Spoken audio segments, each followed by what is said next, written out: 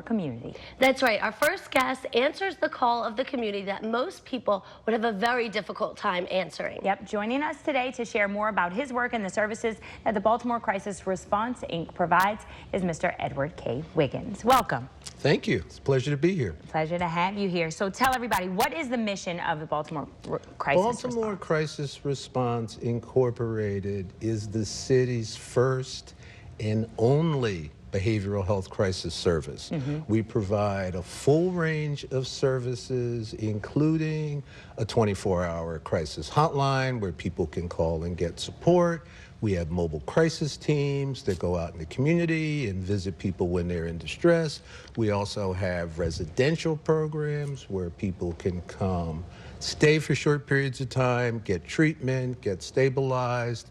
There are a whole host of services that we provide to people when they need them. So what type of issues does BCRI encounter and help with? Well, there is, in the name, crisis response is what we're typically responding to are people who are either in a mental health crisis or a substance abuse crisis. Now, when you talk about mental health crises, they can range the gamut from somebody just feeling upset and distressed all the way up to and including people who are thinking about dying by suicide. When we look at substance abuse, we're talking about people that are addicted to substances and need to get detoxed from those substances. So what are some of the services, I guess, so let's say that somebody comes to you, what can they expect when they walk through the doors? Well, one of the things is, first of all, the unique thing about the way that we provide services is that it's not about people coming to us. We go to them. Wow. So we can travel to someone's home, a street corner, a homeless shelter, a train station, wherever they are in the Baltimore City area, and immediately begin to provide services. So they will get an assessment by a licensed mental health professional.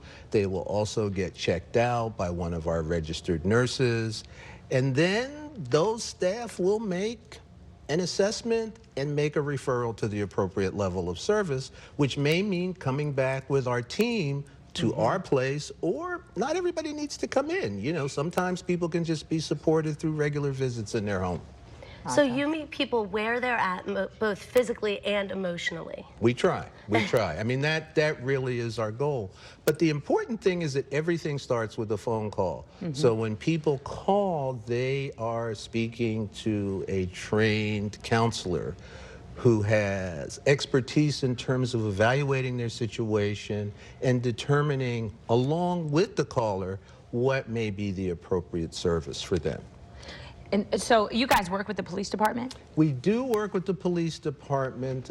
We provide training to the police, number one. We work with them so that they can be better equipped to recognize when a person is in crisis, techniques for de-escalating them so that they can use words rather than physical force to get the person to cooperate with them. And we also teach the police about all of the resources that are available in the city. The last thing that we want is for somebody who has a behavioral health condition to be locked up and go to jail instead of get the treatment. That is so important. And I know a lot of us are affected by a lot of things that you've mentioned, both addiction and mental health. And we know people who are chronically depressed and maybe in a situation where we feel like we want to help, but we're not sure when the right time to reach out is. Is there any time that's not the right time, or when should we know when to call? What I would tell your viewers is that if you're concerned about somebody, pick up the phone and call. The most important thing is to get knowledge and information about how to help that person. And it's important for people to recognize that this month is Recovery Month, and it's also Suicide Prevention Month. So these are 2 months that look at some of the problems that are plaguing people in our communities. Well, that is so important. Thank you so much for coming on and talking to us about this today. It's my pleasure. Thank you. Appreciate you being here. All right.